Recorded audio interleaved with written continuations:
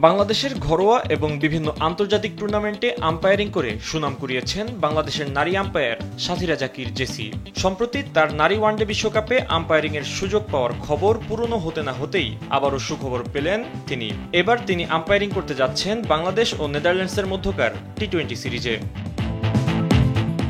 নারী ওয়ানডে বিশ্বকাপের মতো বড় মঞ্চে আম্পায়ারিং করার আগে চাপের ম্যাচে আম্পায়ারিংয়ে অভ্যস্ত করতে এই সিরিজে জেসিকে বেছে নিতে চাইছে বিসিবি। গণমাধ্যমকে বিষয়টি নিশ্চিত করেছেন বিসিবির আম্পায়ার বিভাগের প্রধান ইফতেখার রহমান মিঠু। বিসিবি জেসিকে টিভি আম্পায়ার হিসেবে বাংলাদেশ নেদারল্যান্ডস সিরিজে সুযোগ দিতে চায় বলে জানান তিনি।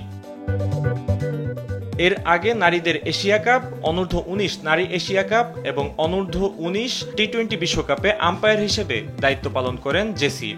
কাজের প্রতি নিষ্ঠা এবং ধারাবাহিক পারফরম্যান্সে দিনে দিনে নিজেকে সমৃদ্ধ করেছেন জাতীয় দলের সাবেক এই অলরাউন্ডার। পাশাপাশি নিজেকে নিয়ে গেছেন আন্তর্জাতিক মানের পর্যায়ে।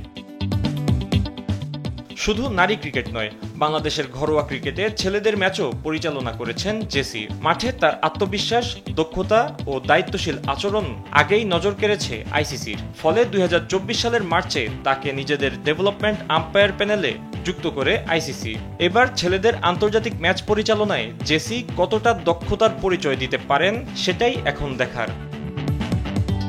ফাহিম ইউসুফ, স্পোর্টস ডেস্ক, দেশ টিভি।